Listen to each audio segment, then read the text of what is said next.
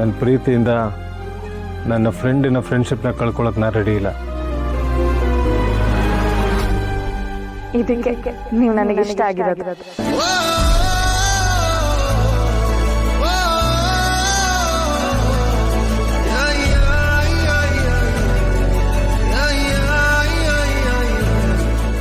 ಅಲ್ಲ, ನೀವೇನು ಹೇಳ್ತಾ ಇದ್ದೀರಾ?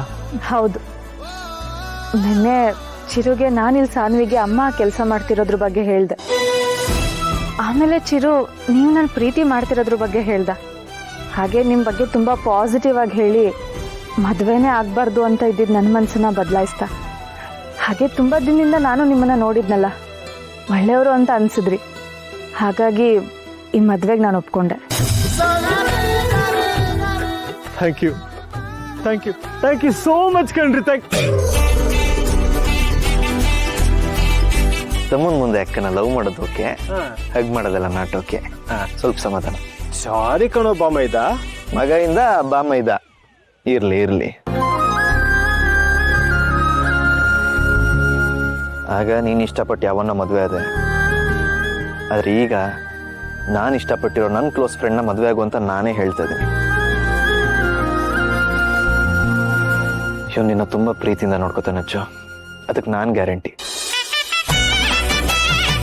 ಥ್ಯಾಂಕ್ ಯು ಸೋ ಮಚ್ ಕಣೋ ಬಾಮೈದ. ಬರೀ ಮಾತಾಡ್ತಾ ಜಾಸ್ತಿ ಟೈಮ್ ವೇಸ್ಟ್ ಮಾಡ್ಬೇಡಪ್ಪ. ನಾಳೆ ಮದುವೆಗೆ ಏನೇನು ತಗೋಬೇಕು ಅಂತ ಪ್ರಿಪೇರ್ ಆಗಿ. ಓಕೆ ಪುಟ್ಟ, ನಿಮ್ಮ ಅಪ್ಪ ಅಮ್ಮ ಮತ್ತೆ ಮದುವೆ ಆಗ್ತಿದ್ದಾರೆ, ನೀವು ಓಕೆ ಅಲ್ವಾ? ಓ, ನನ್ಗಂತೂ ತುಂಬಾ ಖುಷಿ ಆಗ್ತಿದೆ. ಸರಿನ್ರಪ್ಪ, ನಾನು ಬರ್ತೀನಿ. ಬಾಯ್ ಪುಟ್ಟ, ಬಾಯ್.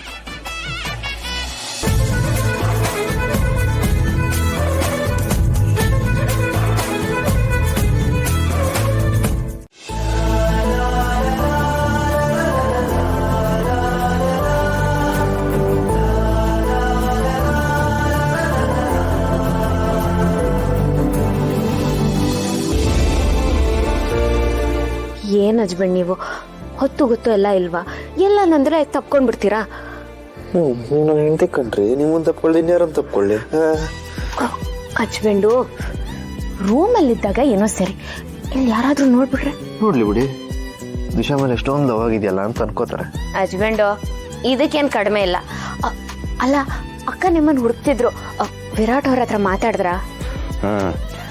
ಅಚ್ಚು ಮದುವೆಗೆ ಗ್ರೀನ್ ಸಿಗ್ನಲ್ ಕೊಟ್ಟು ಕೂಡಲೇ ವಿರಾಟ್ ಕೂಡ ಖುಷಿ ಆದ. ಆಮೇಲೆ ಅವ್ರವ್ರು ಪ್ರೈವೇಟಾಗಿ ಮಾತಾಡ್ಕೊಳ್ಳಿ ಅಂತ ನನ್ನ ಪಾಡಿಗೆ ನಾನು ಬಂದೆ. ಎಲ್ಲ ನಾವು ಅಂದ್ಕೊಂಡಂಗೆ ಆಯಿತು. ಅಕ್ಕನ ಮಾತ್ರ ಅಲ್ಲ ಹಸ್ಬೆಂಡು, ನಿಮ್ಮ ಅತ್ತಿಗೆದು ನಾವು ಅನ್ಕೊಂಡಂಗೆ ಆಗಬೇಕು. ಖಂಡಿತ ಆಗುತ್ತೆ, ತಲೆ ಕೆಡಿಸ್ಕೋಬೇಡಿ. ಸದ್ಯಕ್ಕೆ ಈಗ ನಾಳೆ ಅಚ್ಚು ಮದುವೆ ಮಾಡಬೇಕು. ಏನು ಹೇಳ್ತಿದ್ದೀರಾ ಹಸ್ಬೆಂಡು? ನಾಳೆನಾ? ಒಳ್ಳೆ ಕೆಲಸ ಮಾಡಬೇಕಾದ್ರೆ ಸಮಯ ಸಂದರ್ಭ ಅಂತೆಲ್ಲ ಕಾಯಬಾರ್ದು. ನಾಳೆ ದೇವಸ್ಥಾನದಲ್ಲಿ ಅಚ್ಚು ವಿರಾಟ್ ಮದುವೆ ಕನ್ಫರ್ಮ್. ಅಲ್ಲ ಹಸ್ಬೆಂಡು, ನಿಮ್ಮ ಅತ್ತಿಗೆನೇ ಇನ್ನೂ ಒಪ್ಪಿಲ್ಲ ಅಲ್ವಾ? ಅಪ್ಪ ಒಪ್ಪುದ್ರಲ್ಲ, ಅಲ್ಲಿಗೆ ಮುಗೀತು. ಅಂದ್ರೆ ನಿಮ್ಮ ಅತ್ತಿಗೆ ಅನುಮತಿ ತಗೊಳಲ್ವಾ? ಖಂಡಿತ ವಿಷಯ ಹೇಳ್ತೀನಿ, ಆದರೆ ಅವ್ರು ಒಪ್ಪಲಿ ಬಿಡ್ಲಿ, ನಾಳೆ ಅಂತೂ ಈ ಮದುವೆ ನಡೆದೇ ನಡೆಯುತ್ತೆ. ಅದನ್ನು ಯಾರಿಂದನೂ ತಪ್ಸಕ್ಕಾಗಲ್ಲ. ಸರಿ, ನಾನು ಈಗಲೇ ಮದ್ವೆಗೆ ಎಲ್ಲ ರೆಡಿ ಮಾಡ್ಕೋತೀನಿ. ಸರಿ, ಫೋನ್ ನೋಡೋದ್ಬಿಟ್ಟು ಮದುವೆ ಕೆಲಸ ನೋಡ್ಕೊ ಹೋಗಿ.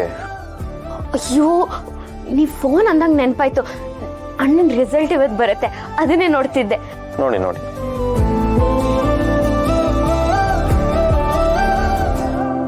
ಹಚ್ಬಿಟ್ಟು ಅಣ್ಣ ಪಾಸ್ ಆಗೋದಾ?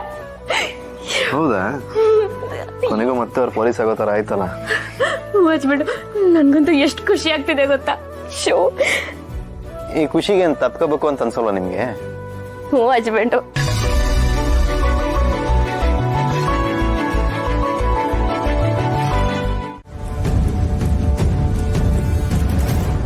ಏನದು? ಏನೋ ದೀಪ ಅಂತ ಹಾಕಿತ್ತಲ್ಲ? ಏನಿಲ್ಲಮ್ಮ, ದಿಶಾ ದೀಪ ತರನೇ ಮಾತಾಡ್ತಿದ್ಲು, ಅದಕ್ಕೆ ಏನು ಅಂತ ವಿಚಾರಿಸ್ತಾ ಇದ್ದೆ. ಹ್ಞೂ ಚಿಕ್ಕಪ್ಪ, ನಾನೇ ದೀಪ ಅವ್ರ ಥರ ಮಾತಾಡಿ ಅವ್ರ ಥರ ಹಸ್ಬೆಂಡು ಅಂತ ಕರೀರಿ ಅಂತ ಕೇಳ್ಕೊಂಡೆ, ಅದಕ್ಕೆ ಅವ್ರು ಹಂಗೆ ಕರೆದ್ರು. ಚೆನ್ನಾಗಿ ಕರೆದ್ರಲ್ವಾ? ಓ ಹಾಗಾ? ಒಂದ್ ಕ್ಷಣ ನಂಗೆ ಶಾಕೇ ಆಗೋಯ್ತು, ಸತ್ತಿರೋ ದೀಪ ಎಲ್ಲಿಂದ ಬಂದ್ಲಪ್ಪ ಅಂತ.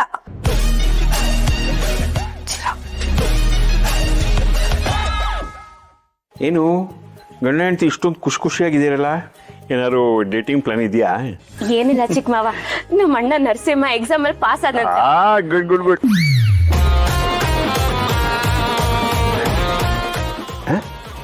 ನರಸಿಂಹ ನಿಮ್ಮನ್ನ ಐ ಮೀನ್ ಅಣ್ಣನ ಥರ ಅಣ್ಣನ ಥರ.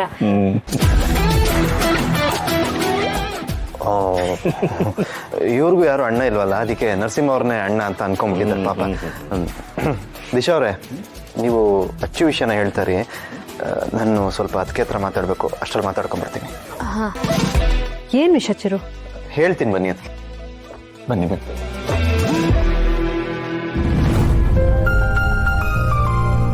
ಏನಮ್ಮ ವಿಷಯ?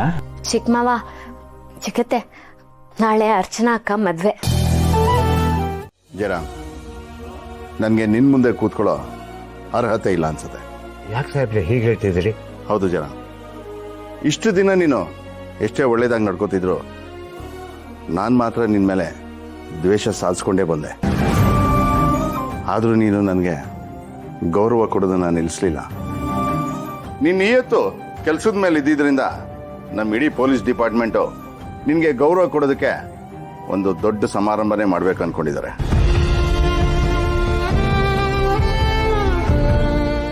ಮನುಷ್ಯಂಗೆ ಎಷ್ಟು ಬೇಗ ವಯಸ್ಸಾಗುತ್ತೆ ಅಂತ ಈಗ ಗೊತ್ತಾಗ್ತಾ ಇದೆ ಸಾಹೇಬ್ರೆ. ಇಷ್ಟು ವರ್ಷ ಅದು ಹೇಗೆ ಡ್ಯೂಟಿ ಮಾಡಿದ್ನೋ ಏನೋ. ತಪ್ಪಿ ನನ್ನಿಂದ ಏನಾದರೂ ತಪ್ಪಾಗಿದ್ರೆ ಕ್ಷಮಿಸ್ಬಿಡಿ ಸರ್. ಹೇ ಸಾಕು ಜರಮ್ಮ, ಇಷ್ಟು ದಿನ ಒಳ್ಳೆಯವನಾಗಿದ್ದು ಸಾಕು. ಇನ್ಮೇಲಾದರೂ ನನ್ನಿಂದ ಆಗಿರೋ ತಪ್ಪನ್ನ ತಿದ್ಕೊಳ್ಳೋದಕ್ಕೆ ಒಂದೇ ಒಂದು ಅವಕಾಶ ಮಾಡಿಕೊಡು ಜಯರಾಮ್. 4 ಜನ ನನ್ನೂ ಕೂಡ ಒಳ್ಳೆಯವನು ಅಂತ ಕರೆಯೋ ರೀತಿ ಮಾಡಿಕೊಡು ಜಯರಾಮ್.